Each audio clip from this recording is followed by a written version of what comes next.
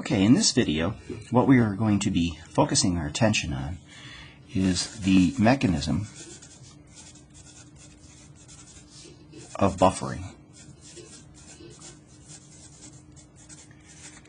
The reason we examine this property in biochemistry is because the vast majority of biochemical reactions need to occur at around pH 7, or neutrality.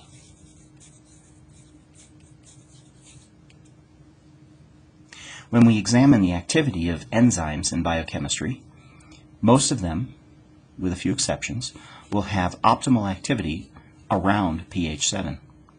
So therefore, we need to buffer our conditions to maintain pH 7 as most possible, because if the pH goes too far below or too far above, the activity of our enzymes drop off dramatically. So we need to maintain this neutral pH for enzyme activity, and the way we do this is because of buffering. Now, in order to study buffering, we need to re-examine our Henderson-Hasselbalch equation, and what we're looking at here is the relationship between pH and pKa. Now recall how we determine pKa. pKa is determined from Ka, which is the equilibrium constant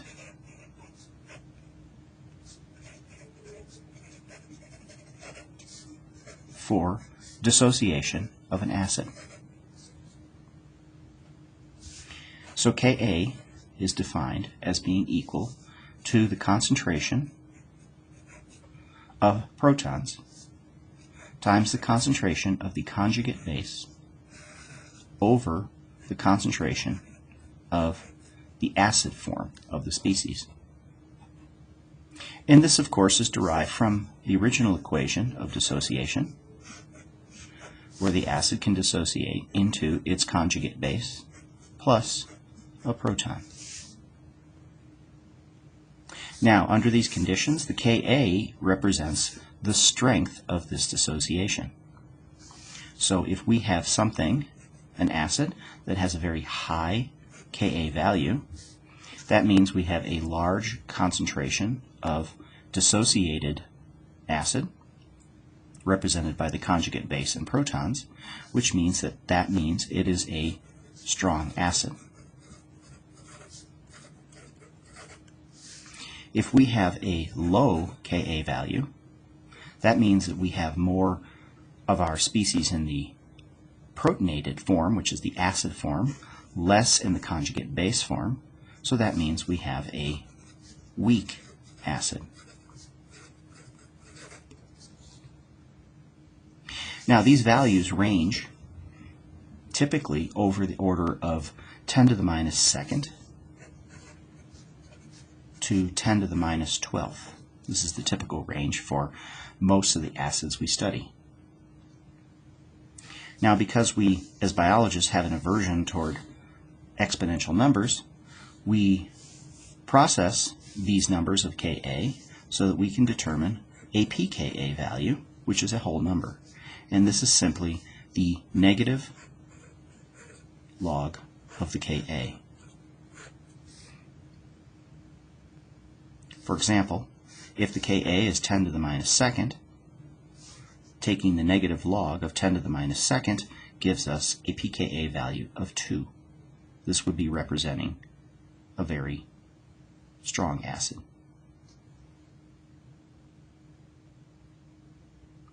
Now that we have the value for the pKa, we can now plug this into our Henderson-Hasselbalch equation, which is pH equals pKa plus log of the concentration of conjugate base over the concentration of the acid form.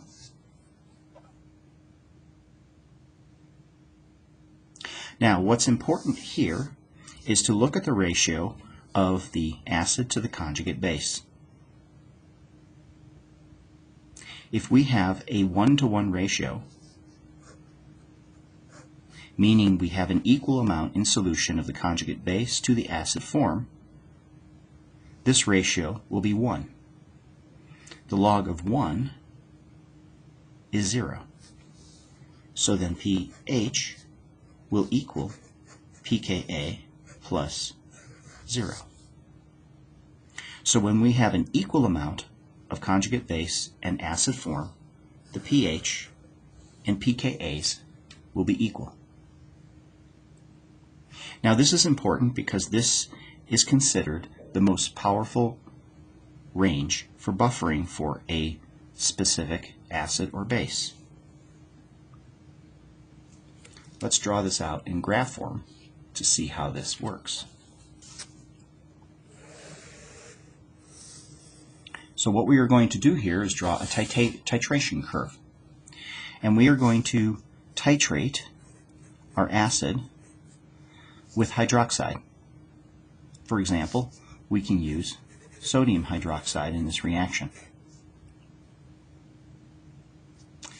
On the y-axis, what we will be measuring, the outcome measurement, is pH. So let's start out by looking at a simple monoprotic acid.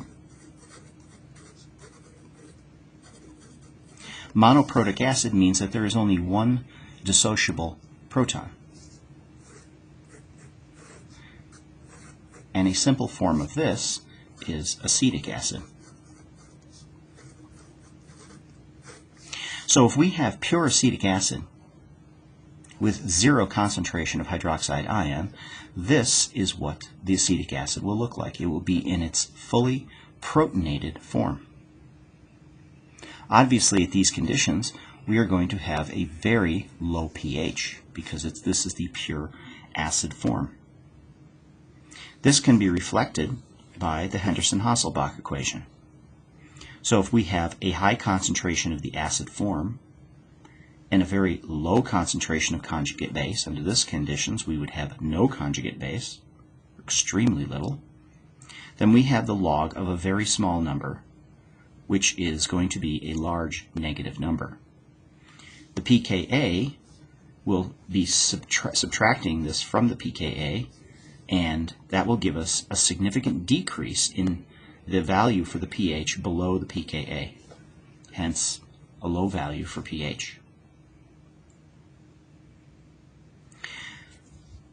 In contrast to this, if we have a large amount of hydroxide, that is going to deprotonate the acetic acid. And this will be acetate, which is the conjugate base of acetic acid. At high enough concentrations of hydroxide ion, the acetic acid now will be nearly 100% deprotonated into the form of acetate. This pH will be very high. Again, this is reflected by the Henderson-Hasselbalch equation. So if we have a very large number here for our conjugate base being acetate, and a very small number here being acetic acid because we have a high concentration of hydroxide, the log of a very large number will be positive. We will add this to the pKa, and we will have a very high pH reflected here. Now, what's more interesting than this is the middle region of the titration curve. So as we add sodium hydroxide to our pure acetic acid solution, our pH is going to increase rapidly.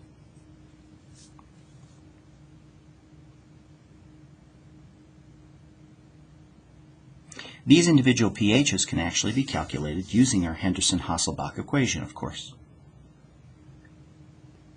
But we eventually, with the titration of hydroxide, are going to reach an inflection point. And this inflection point is going to be a region where the pH change is minimal over a range of sodium hydroxide concentration that's being added. If we continue our titration of sodium hydroxide in our solution, we will eventually reach a second inflection point where the pH rises dramatically. If we examine the middle of this inflection point, this point here is the pKa for acetic acid.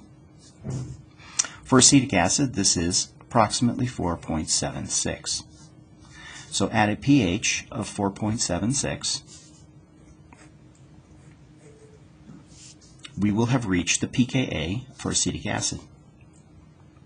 Now, if we examine the Henderson-Hasselbalch equation for this, if we place pH at 4.76, pKa at 4.76, these will cancel each other, which will give us this factor being 0. In order for the log of this ratio to be 0, the conjugate base and acid must be in a 1-to-1 relationship. This is the definition of pKa.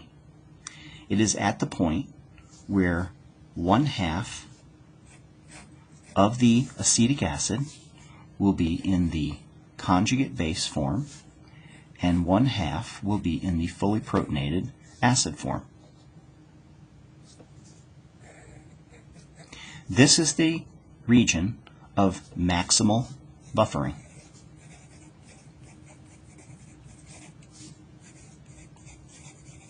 Now, why is this? Because at this point, with less or more addition of sodium hydroxide, we have the maximum available species that can be acted upon by the sodium hydroxide. That will give us a range where the pH will change only minimally in this range. So this is essentially the buffering zone. And this can be calculated in this range of sodium hydroxide. So at the pKa, if we add a little less sodium hydroxide or more sodium hydroxide within this range, we have a very small change in pH. And that's because we have the maximal amount of each species available in the solution to work on. Now, this is for a monoprotic acid.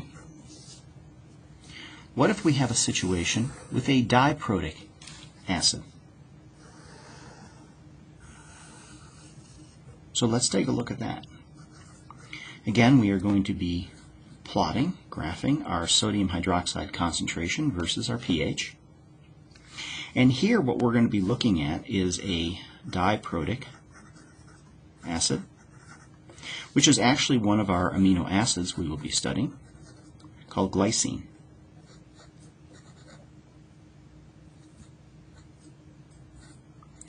Glycine is an amino acid, and it has two ionizable groups. There is an amine, primary amine, that can accept a proton, and if it does, it's a positive charge. It has a carboxyl group that can accept a proton, which makes it neutral.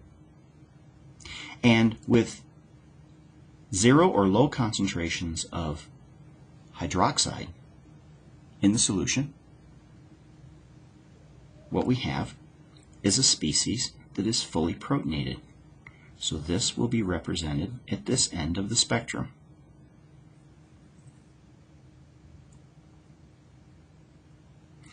Now, if we, again, as we have with acetic acid, if we look at the conjugate base form at the other end of the spectrum, we will see that the protons have been removed because of the hydroxide ion, and now we have our essentially conjugate base form of glycine. and this was represented at high concentrations of hydroxide ion. Now, if we do a titration of hydroxide with pure glycine in its fully protonated form, in its most acidic form, we will see the same type of inflection curve that we did with the acetic acid. If we continue the titration, we will see that this will begin to rise. And then we will see a second inflection point, and finally a second rise.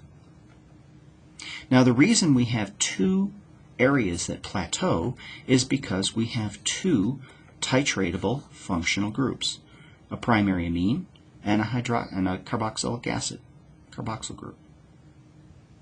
So this means, same analogy with the acetic acid, we are going to have pKa values.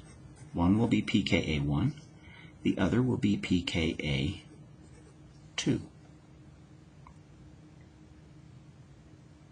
Now the question is the pKa values 1 and 2, which functional group do they represent? The primary amine or the carboxyl group? Well, the easiest way to think about this is to think about which proton is a better leaving group. If you look at the resonance between the carbon and oxygen here, you'll see that we recall in basic chemistry that these are partial double bonds. These being partial double bonds makes this proton bound to this oxygen very weak. We do not have this resonance structure with the primary amine, so therefore this proton bound to the nitrogen is a much stronger bond than this oxygen-hydrogen bond. So with that rationale, hydroxide ion will be able to extract this proton to form water much easier than this. So that means less hydroxide ion is required to remove this proton. So this is the pKa of the carboxylic acid. Therefore, this is the pKa of the amine. Now, same principle here we can examine with the Henderson-Hasselbalch equation as we drew here with the acetic acid. At the pKa value here, if we have a 1-to-1 ratio of the conjugate base form to the acid form of the carboxylic acid functional group of glycine, then the pKa equals the pH. This 1-to-1 ratio here will give us our best buffering range for this particular functional group of this molecule.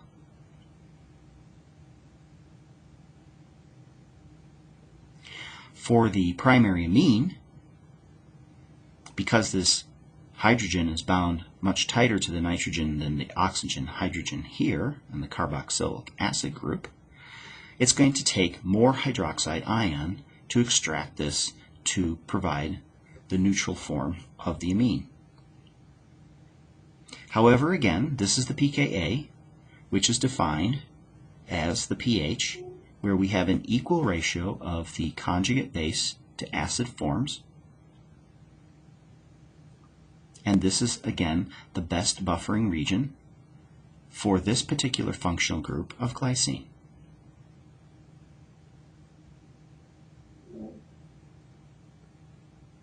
Now, a second important feature here is defining what's called the pi, which equals the isoelectric point. Isoelectric meaning same, electric meaning neutrality. What we're interested in is determining at what point on this titration curve is glycine neutral without a charge. Notice at low concentrations of hydroxide ion, the glycine molecule has a positive charge, a +1 charge because of the nitrogen being protonated.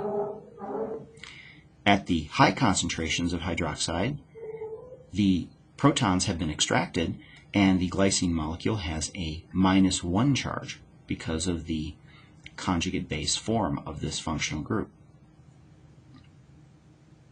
So where in this range of hydroxide concentration is the glycine molecule neutral with a charge of 0? Well, that's going to be the point where there's an equal amount of positive charge and negative charge on the molecule to balance each other out to give a neutral charge. That is halfway between the pKa1 and pKa2s of glycine. So the pi of glycine will equal pKa1 plus pKa2 divided by 2 to find the halfway point. And this is the isoelectric point, and at this point the charge of glycine is neutral and we have a balance of positive and negative charge.